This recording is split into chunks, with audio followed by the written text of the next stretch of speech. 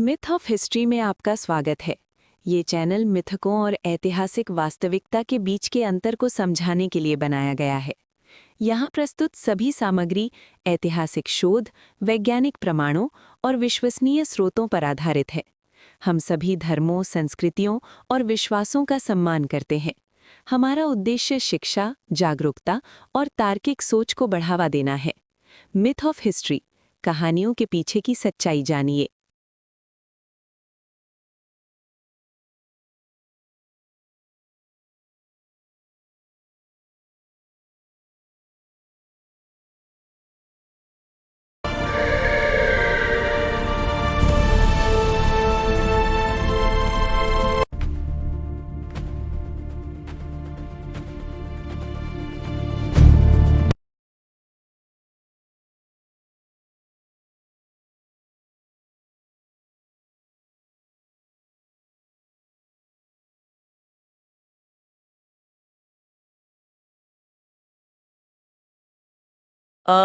ये सोचना कितना अजीब और शायद थोड़ा डरावना भी लगता है कि अगर 70 लाख साल पहले अफ्रीका में एक भयानक और लंबा सूखा ना पड़ा होता तो आज हम यहाँ नहीं होते। बिल्कुल ना इंसान होते, ना हमारी कोई भाषा होती और ना ही ये सभ्यता होती। हाँ, और मतलब हमारी पूरी की पूरी प्रजाति का जो अस्तित्व है, हमारा ये इंसान होना असल में एक बहुत बड़ी प्राकृतिक इमरजेंसी से पैदा हुआ था। सही कहा, एक एवोल्यूशनरी इमरजेंसी। तो आज की इस गहन चर्चा में हम उन्हीं दस्तावेजों और शोध का विश्लेषण कर रहे हैं जो हमें सीधे उस 70 लाख साल पुरानी दुनिया में ले जाते हैं। एक ऐसी दुनिया जहां शहरों का तो कोई नामो निशान ही नहीं था। चारों तरफ सिर्फ रहस्यमयी जंगल और खतरनाक जानवर थे। और इसी बीच एक ऐसा जीव मौजूद था जो न तो पूरी तरह से पेड़ों पर झूलने वाला बंदर था और ना ही जमीन पर चलने वाला इंसान। हाँ, एक अजीब सा इन बिटवीन यानी बीच का चरण था। इस जीव को विज्ञान की भाषा में साहिलैंथ्रोपस चार्डेंसिस कहा जाता है। साहिलैंथ्रोपस चार्डेंसिस, ये सिर्फ एक नाम नहीं है, बल्कि ये इवोल्यूशन या मानव विकास के इतिहास का वो पन्ना है जहां से पूरी कहानी का रुख ही बदल जाता है। बिल्कुल। हमारे पास जो शोध और स्रोत मौजूद हैं वे साफ तौर पर ये बताते हैं कि इंसान के दो पैरों पर चलने और सामाजिक होने की असल शुरुआत कब, कैसे और सबसे जरूरी बात क्यों हुई। और जब मैं इन दस्तावेजों को खंगाल रही थी तो मेरे दिमाग में एक बहुत ही स्पष्ट तस्वीर उभर रही थी। अक्सर हम मानव विकास को किसी एक एथलीट की 100 मीटर की सीधी फर्राटा दौड़ मान लेते हैं। हाँ, जहाँ एक जीव ने दौड़ना शुरू किया और अंत में वो इंसान बन गया, है ना। लेकिन ये शोध बताता है कि इवोल्यूशन किसी एक व्यक्ति की दौड़ नहीं है। ये असल में एक 70 लाख साल लंबी रिले रेस है। इस रेस में कई अलग अलग प्रजातियों ने दौड़ लगाई है। बिल्कुल, एक के बाद एक। हाँ। और इस महाकाव्य जैसी रिले रेस में इस रहस्यमयी जीव साहिलैंथ्रोपस ने इंसान बनने की दिशा में विकास का सबसे पहला बैटन अपने हाथों में लिया था। बहुत ही सटीक तुलना है ये। लेकिन यहाँ जो सवाल मुझे सबसे ज्यादा परेशान कर रहा था वो ये है कि कोई जीव अपने सुरक्षित पेड़ों को छोड़कर जमीन के खूंखार शिकारियों के बीच क्यों आएगा। मतलब उसने वो बैटन उठाया ही क्यों। इस क्यों का जवाब उस समय के पर्यावरण में आए एक बहुत बड़े और क्रूर बदलाव में छिपा है। स्रोत स्पष्ट रूप से उस समय के अफ्रीका की एक ऐसी तस्वीर पेश करते हैं जो आज के अफ्रीका से बिल्कुल उलट है। अच्छा? हाँ, आज हम अफ्रीका का नाम सुनते ही विशाल, सूखे और खुले सवाना घास के मैदानों की कल्पना करते हैं। लेकिन 70 लाख साल पहले वो पूरा महाद्वीप घने जंगलों, उफनती नदियों और असीमित हरियाली से ढका हुआ था। तो मतलब वो एक तरह से प्राइमेट्स का स्वर्ग था। बिल्कुल स्वर्ग था। पेड़ों पर रहने वाले प्राइमेट्स के लिए वे घने जंगल ही उनका पूरा ब्रह्मांड थे। वहां उन्हें खाने के लिए भरपूर फल मिलते थे और सबसे बड़ी बात, वे जमीन पर घात लगाए बैठे खूंखार शिकारियों की पहुंच से बिल्कुल बाहर थे। तो पेड़ उनके लिए सिर्फ घर नहीं थे, वे उनके सुरक्षा कवच थे। हाँ, पेड़ उनके किले थे। जब तक वे पेड़ों पर थे वे सुरक्षित थे। इसका मतलब ये कोई सोची समझी इवोल्यूशनरी योजना नहीं थी जहां इन जीवों ने सोचा हो कि चलो जमीन पर चलकर देखते हैं कि वहां क्या है। अरे नहीं, बिल्कुल नहीं। कोई भी जीव अपनी सुरक्षा खुद नहीं छोड़ता। वही तो, ये तो पूरी तरह से हताशा थी। दस्तावेज बताते हैं कि जलवायु में एक धीमा लेकिन विनाशकारी बदलाव आना शुरू हुआ। बारिश का मिजाज बदलने लगा और सदियों के अंतराल में बारिश कम होने लगी। और जब बारिश कम हुई तो वे विशाल घने जंगल सिकुड़ने लगे। पेड़ों के बीच की दूरियां बढ़ने लगी और उनकी जगह सूखे खुले घास के मैदानों ने लेनी शुरू कर दी। अब अगर एक पेड़ से दूसरे पेड़ की दूरी बहुत ज्यादा हो गई है तो एक प्राइमेट हवा में छलांग लगाकर तो दूसरे पेड़ तक नहीं जा सकता ना? बिल्कुल नहीं। ऐसे में उन जीवों के पास भोजन की तलाश में जमीन पर उतरने के अलावा कोई चारा ही नहीं बचा था। ये तो एक तरह का करो या मरो वाला सर्वाइवल मोड था। और अक्सर लोग सोचते हैं कि विकास एक धीमी शांतिपूर्ण प्रक्रिया है, लेकिन इन तथ्यों को देखकर तो लगता है कि ये पूरी तरह से एक इमरजेंसी रिस्पॉन्स था। मतलब अगर मौसम नहीं बदलता तो क्या हम आज भी पेड़ों पर ही रह रहे होते? ये कहना गलत नहीं होगा। ये सर्वाइवल की सबसे चरम स्थिति थी। इसी बदलते मौसम ने वहां रहने वाले हर एक जीव के सामने प्रकृति का सबसे कठोर नियम लाकर खड़ा कर दिया। खुद को ढालो या फिर हमेशा के लिए खत्म हो जाओ। अडेप्ट और डाई। बिल्कुल। जब तक पर्यावरण स्थिर रहता है, प्रजातियां अपनी पुरानी अवस्था में खुश रहती हैं। लेकिन जैसे ही वे जंगल सूखने लगे, साइलेंथ्रोपस जैसे जीवों को मजबूरन उस लंबी सवाना घास के बीच उतरना पड़ा। ये कोई नया प्रयोग करने का शौक नहीं था, ये बस भूख और जिंदा रहने की जद्दोजहद थी। एकदम सही। पेड़ों के खत्म होने से उन्हें जमीन पर उतरने के इस बेहद खतरनाक नए प्रयोग के लिए विवश होना पड़ा। जमीन पर उतरने का मतलब था उन बड़े शिकारियों का सामना करना जो उनके इंतजार में ही बैठे थे। और यहीं पर मुझे वो सबसे बड़ी गलतफहमी याद आती है जो इन दस्तावेजों ने बहुत ही तार्किक तरीके से तोड़ी है। जब भी जमीन पर उतरने और इंसान बनने की बात आती है तो आम तौर पर एक बहुत ही घिसी पिटी तस्वीर दिमाग में आती है कि इंसान बंदरों से बने हैं। ओहो हाँ, ये शायद इवोल्यूशनरी बायोलॉजी में सबसे ज्यादा बोला जाने वाला और सबसे गलत वाक्य है। बिल्कुल। अगर हम विकास को एक सीधी सीढ़ी मानेंगे तो हमेशा यही उलझन रहेगी कि अगर इंसान बंदरों से बने हैं तो आज बंदर क्यों मौजूद है? इवोल्यूशन को समझने के लिए सीढ़ी का ये मॉडल पूरी तरह से भ्रामक है। हमारे स्रोत इस बात को पूरी तरह से स्पष्ट करते हैं कि हमारा और आज के बंदरों का एक कॉमन पूर्वज था। एक साझा पूर्वज। हाँ, इसे सीढ़ी नहीं बल्कि एक विशाल बरगद का पेड़ मानना ज्यादा सही है। हम और आज के चिंपैंजी या बंदर उस विशाल पेड़ की दो अलग अलग टहनियां हैं जो लाखों साल पहले एक ही तने से फूटी थीं। तो शुरुआत में वे प्राइमेट्स थे जो पेड़ों पर रहते थे। उनसे विकास की एक शाखा अलग हुई जो एप्स या वन मानुस कहलाए। सही कहा। और फिर इन्हीं एप्स की वंशावली से साहेलंथ्रोपस के रूप में एक नई शाखा निकली। इसे समझने का एक और बहुत ही आसान तरीका है परिवार के चचेरे भाई बहनों का उदाहरण। हम और हमारे चचेरे भाई बहन दोनों एक ही दादा दादी के वंशज हैं। बिल्कुल, एक ही परिवार का हिस्सा। लेकिन इसका मतलब ये बिल्कुल नहीं है कि हम अपने चचेरे भाई बहनों से पैदा हुए हैं। हम बस एक ही वंशावली की अलग अलग शाखाएं हैं। हमारी विकासवादी फैमिली ट्री एक सीधी सीढ़ी नहीं बल्कि कई शाखाओं वाला एक पेड़ है। और साहेलंथ्रोपस उसी विकासवादी पेड़ की वो शाखा है जिसने पेड़ों और जमीन दोनों पर जीने का संतुलन खोजना शुरू किया। अब जब ये जीव जमीन पर आ गया था तो जाहिर है इसके शरीर में कुछ बदलाव होने शुरू हुए होंगे, क्योंकि एक ऐसा शरीर जो पेड़ों पर झूलने के लिए बना है वो लंबी घास वाले मैदानों में तो सरवाइव नहीं कर सकता। उन शारीरिक बदलावों के सुराग हमें साहेलंथ्रोपस की हड्डियों में, विशेष रूप से उसकी खोपड़ी में मिलते हैं। शोध के अनुसार इसका दिमाग बहुत छोटा था, लगभग आज के चिंपैंजी के बराबर ही। और इसका चेहरा भी काफी हद तक बंदरों जैसा ही दिखता था। लेकिन जब वैज्ञानिकों ने इसकी खोपड़ी यानी स्कल का गहराई से अध्ययन किया तो उन्हें एक बहुत बड़ा सुराग मिला। यह सुराग फोरामेन मैग्नम की स्थिति में था। हाँ, दस्तावेजों में फोरामेन मैग्नम का बहुत जिक्र है। अगर हम शरीर रचना के नजरिए से देखें तो फोरामेन मैग्नम खोपड़ी के आधार पर मौजूद वो छेद होता है जहां से हमारी रीढ़ की हड्डी हमारे दिमाग से जुड़ती है। बिल्कुल सही। अब अगर हम कुत्तों, बिल्लियों या यहाँ तक कि चिंपैंजी की खोपड़ी को देखें जो चारों पैरों पर चलते हैं तो ये छेद उनकी खोपड़ी के पीछे की तरफ होता है, क्योंकि उनकी रीढ़ की हड्डी उनके सिर के पीछे से होकर गुजरती है। हाँ, और उन्हें सामने देखने के लिए अपना सिर ऊपर की ओर उठाना पड़ता है। लेकिन साहेलंथ्रोपस की खोपड़ी में ये फोरामेन मैग्नम काफी हद तक नीचे की तरफ खिसक चुका था। और इसे एक छोटे से छेद की जगह बदलने का मतलब पूरी की पूरी शरीर रचना का बदल जाना है। फोरामेन मैग्नम का नीचे की तरफ होने का सीधा अर्थ यह है कि उसकी रीढ़ की हड्डी अब सिर के पीछे से नहीं बल्कि सीधे नीचे की ओर जाती थी। यानी ये जीव अब चारों पैरों पर अपना वजन टिकाकर नहीं बल्कि दो पैरों पर सीधे खड़े होकर चलने की कोशिश कर रहा था। विज्ञान में इसे बाइपेडलिज्म कहा जाता है। सीधे चलना ही वो सबसे पहला और अहम शारीरिक कदम था जिसने इंसानों को बाकी जानवरों से अलग करना शुरू किया। लेकिन एक सेकंड, अगर हम थोड़ा रुककर इसके पीछे के तर्क को समझें तो 2 पैरों पर चलना शुरुआत में तो बहुत ही घाटे का सौदा रहा होगा। मेरा मतलब है 4 पैरों वाले जीव हमेशा ज्यादा तेज भाग सकते हैं हाँ, उनकी गति ज्यादा होती है। और उनका बैलेंस भी ज्यादा अच्छा होता है। जब जमीन पर पहले से ही खतरनाक शिकारी मौजूद थे तो अपनी गति को कम करके 2 पैरों पर खड़े होने का इतना बड़ा जोखिम क्यों उठाना? ये तो खुद को शिकारियों के सामने परोसने जैसी बात हो गई ना। काम करता है।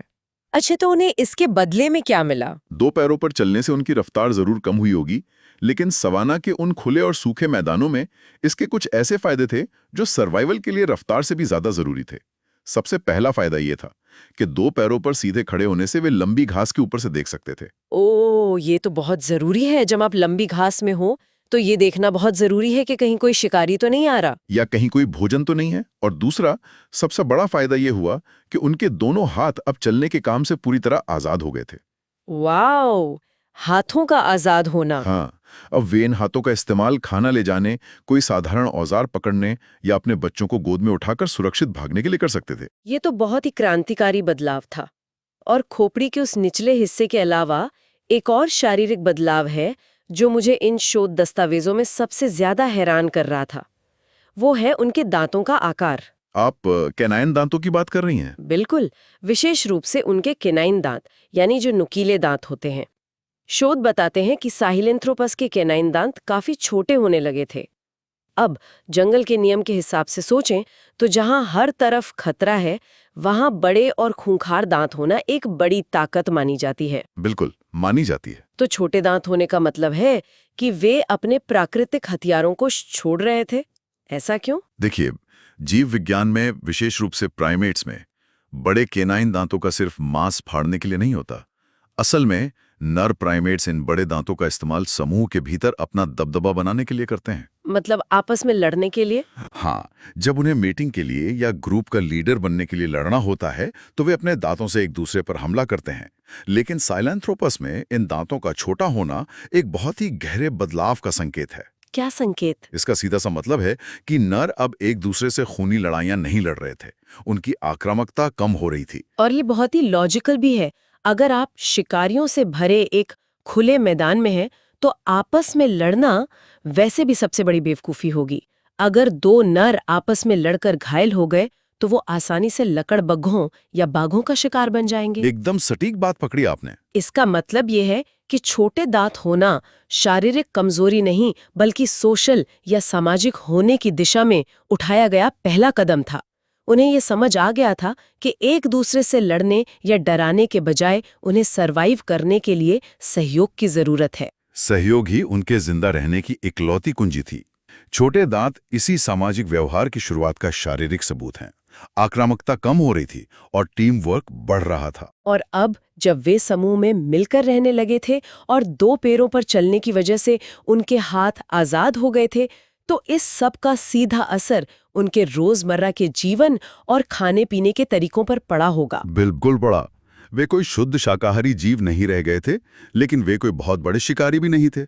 ये ओमनिवोर यानी सर्वाहारी बनने की बिल्कुल शुरुआत थी। अगर हम इन तथ्यों के आधार पर उनकी रोजमर्रा की जिंदगी की कल्पना करें तो वो तस्वीर उन फिल्मों या कहानियों से बिल्कुल अलग है जहां प्राचीन इंसानों को हाथ में भाला लिए बड़े बड़े जानवरों का शिकार करते हुए दिखाया जाता है। हाँ, वो भाले वाली तस्वीर तो बहुत बात की है। शुरुआत में वे कोई महान शिकारी नहीं थे। उनका पूरा दिन बस किसी तरह भोजन जुटाने में बीतता था। वे घंटों तक जमीन पर और पेड़ों के आसपास फल, पत्ते, जड़ें और बेरीज खोजते रहते थे। इसे हम फूड गैदरिंग कहते हैं। सही कहा। लेकिन दस्तावेजों में जो एक बात मुझे बहुत दिलचस्प लगी वो इनका प्रोटीन हासिल करने का तरीका था। शिकार करने के लिए न तो इनके पास तेज भागने वाले पैर थे और न ही शिकारियों जैसे दांत। तो फिर ये मांस कैसे खाते थे? उनका शिकार करने का तरीका बहुत ही बुनियादी था, जिसे शोधकर्ता माइक्रो हंटिंग कहते हैं। माइक्रो हंटिंग मतलब छोटे स्तर पर शिकार। हाँ, प्रोटीन की अपनी जरूरत पूरी करने के लिए वे बड़े जानवरों से नहीं भिड़ते थे, क्योंकि ऐसा करना सीधे मौत को दावत देना था। इसके बजाय उन्होंने अपने आजाद हाथों और दिमाग का इस्तेमाल करना शुरू किया। वो कैसे? वे मिट्टी खोदकर कीड़े मकोड़े निकालते थे या किसी छोटी टहनी का इस्तेमाल करके दीमक के जालों से दीमक बाहर निकालते थे। दीमक? मतलब वो सच में दीमक खाते थे? बिल्कुल। और ये सिर्फ कीड़े खाना नहीं था, एक टहनी को पकड़ना, उसे सही जगह पर डालना और दीमक निकालना, ये उनका पहला हंटिंग स्किल था। बड़े और ताकतवर शिकारियों के रूप में सोचते हैं, लेकिन ये तथ्य बताते हैं कि शुरुआत में वे बस डरे हुए जीव थे जो दीमक और कीड़े खाकर जिंदा रहने की कोशिश कर रहे थे। और ये आसान नहीं था। एक टहनी को साफ करके उसे दीमक की बाम्बी में डालने का ये काम सुनने में भले ही आसान लगे, लेकिन इसके लिए बहुत ही बारीक मोटर स्किल्स की जरूरत होती है। Fine motor skills. हाँ, और दिमाग में एक खास तरह की स्थानिक जागरूकता यानी स्पेशल अवेयरनेस की भी। इसका मतलब है कि सिर्फ जिंदा रहने के लिए किए गए इन छोटे छोटे कामों ने उनके दिमाग को अंदर से बदलना शुरू कर दिया था। बिल्कुल। और समय के साथ शायद उन्होंने समूहों में मिलकर साधारण पत्थरों या लकड़ियों का इस्तेमाल करके खरगोश जैसे छोटे जानवरों को घेर कर मारना भी शुरू कर दिया होगा। लेकिन इस पूरी प्रक्रिया में जो मानसिक और शारीरिक तालमेल चाहिए वो अभूतपूर्व था। हालांकि हमें ये नहीं भूलना चाहिए कि ये जीवन बहुत ही क्रूर और अनिश्चित था। बड़े शिकारियों का डर हर पल बना रहता था। हाँ, कई बार ऐसा भी होता होगा कि घंटों की मेहनत के बाद भी कोई छोटा शिकार हाथ से निकल गया और पूरे समूह को भूखे पेटी सोना पड़ा। भूख और असफलता उनकी रोजमर्रा की जिंदगी का एक बड़ा हिस्सा थे, और शायद इसी भूख, असफलता और बड़े शिकारियों के डर ने ही उन्हें एक बहुत अहम चीज सिखाई, एक साथ मिलकर रहना। जब आप लगातार खतरे में होते हैं तो समूह से अलग होना मौत की गारंटी है। दस्तावेज बताते हैं कि जब भी उन्हें खाना मिलता, चाहे वो खोजे गए फल हों या किसी छोटे जानवर का मांस, वे उसे आपस में बांट कर खाते थे। खाना बांटना ये सिर्फ एक अच्छी आदत या कोई नैतिक मूल्य नहीं था, बल्कि ये उनके सर्वाइवल का अर्थशास्त्र था। बिल्कुल, सामाजिक जुड़ाव या सोशल बॉन्डिंग की यही वो नींव है जिस पर इंसानियत खड़ी हुई। अगर हम इन सभी कड़ियों को एक साथ जोड़ें, बदलते पर्यावरण के कारण पेड़ों से उतरना, दो पैरों पर चलना, दांतों का छोटा होना जो सहयोग को बढ़ावा देता है, और कीड़े मकोड़े पकड़ने के लिए औजारों का शुरुआती इस्तेमाल, तो हम देखते हैं कि इन सब ने मिलकर उनके दिमाग पर जबरदस्त असर डाला। बदलते हालात में समस्याओं को सुलझाने की इस निरंतर कोशिश ने ही इंसान की बुद्धि या इंटेलिजेंस को आकार दिया। एवोल्यूशन का सीधा सा नियम लागू हुआ, जो इस नए खतरनाक माहौल में ढल गया। जिसने सहयोग करना सीख लिया वो बच गया, और जो पुरानी आदतों से चिपका रहा वो खत्म हो गया। साहेलेंथ्रोपिस से शुरू हुई ये पूरी यात्रा वाकई रोंगटे खड़े कर देने वाली है। उन्होंने उस रिले रेस का जो पहला बैटन उठाया था वो आगे चलकर ऑस्ट्रेलोपिथेकस के हाथों में गया। हाँ, और वहां से होमो हैबिलिस, फिर होमो इरेक्टस और अंततः कई और प्रजातियों से होते हुए आज के आधुनिक इंसान तक पहुंचा। ये वंशावली हमें याद दिलाती है कि हमारी आज की बुद्धि और शारीरिक क्षमताएं रातों रात नहीं मिली हैं। हर एक प्रजाति ने अपने समय के पर्यावरण से संघर्ष किया है, कुछ नया सीखा है, और वो ज्ञान किसी न किसी रूप में हमारे जीन्स में आज भी सुरक्षित है। हमारी हर एक शारीरिक विशेषता के पीछे लाखों सालों का संघर्ष छिपा है। आज के इस तेज तर्रार और आधुनिक दुनिया में, जहां वातानुकूलित सुपरमार्केट के गलियारों में आराम से चलते हुए खाना खरीदना हमारी रोजमर्रा की जिंदगी का हिस्सा है, हम अक्सर ये भूल जाते हैं कि ये सब हमेशा से इतना आसान नहीं था। बिल्कुल नहीं था। ये शोध और दस्तावेज हमें बहुत गहराई से याद दिलाते हैं कि हमारे पूर्वजों ने हर एक निवाले के लिए कितना कड़ा संघर्ष किया था। आज जब भी हम अपने दो पैरों पर खड़े होकर चलते हैं, तो हम अनजाने में ही सही 70 लाख साल पुरानी उस कहानी और उस पहले कदम का हिस्सा होते हैं जिसने सुरक्षित पेड़ों को छोड़कर एक अनजान और खतरनाक दुनिया में कदम रखने की हिम्मत की थी। साहेलेंथ्रोपिस ने अपने अस्तित्व से हमें एक ही नियम सिखाया: खोजो, सीखो और जिंदा रहो। इतिहास का काम सिर्फ अतीत का हिसाब रखना नहीं है, बल्कि वो हमें एक ऐसा नजरिया देता है जिससे हम अपने भविष्य को भी समझ सकते हैं।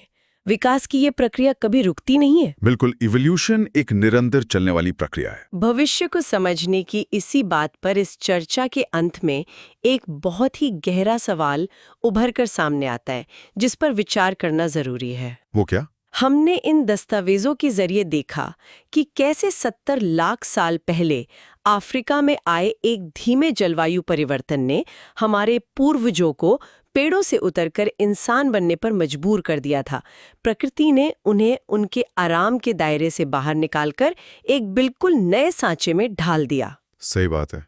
आज पूरी दुनिया में एक बार फिर जलवायु परिवर्तन हो रहा है, और इस बार ये बदलाव धीमा नहीं बल्कि बहुत तेजी से हो रहा है।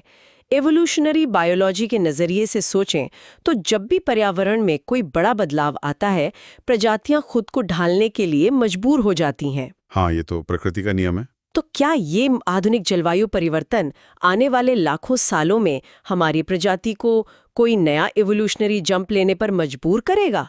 ये सोचने वाली बात है। जब सर्वाइवल का तरीका फिर से बदलेगा, तो क्या हम फिर से कुछ नया बनने की कगार पर हैं? इसी विचारोत्तेजक सवाल के साथ हम आज की इस गहन चर्चा को यहीं विराम देते हैं। सुनते रहिए, सीखते रहिए और विचार करते रहिए।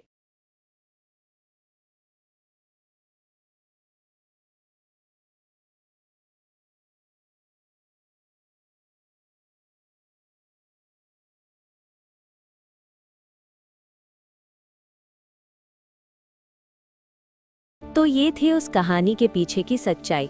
मिथ ऑफ हिस्ट्री पर हमारा प्रयास है मिथकों और इतिहास के बीच के अंतर को समझाना और आपको प्रमाणों पर आधारित जानकारी देना। अगर आपको ऐसे ही विज्ञान और इतिहास की सच्ची कहानियां पसंद है तो वीडियो को लाइक करें और चैनल को शेयर और सब्सक्राइब जरूर करें, क्योंकि यहाँ हम बताते हैं कहानियां नहीं, उनके पीछे का सच। अगले वीडियो में मिलते हैं एक और रहस्य और एक नई सच्चाई के साथ। मिथ ऑफ हिस्ट्री यानी कहानियों के पीछे की सच्चाई।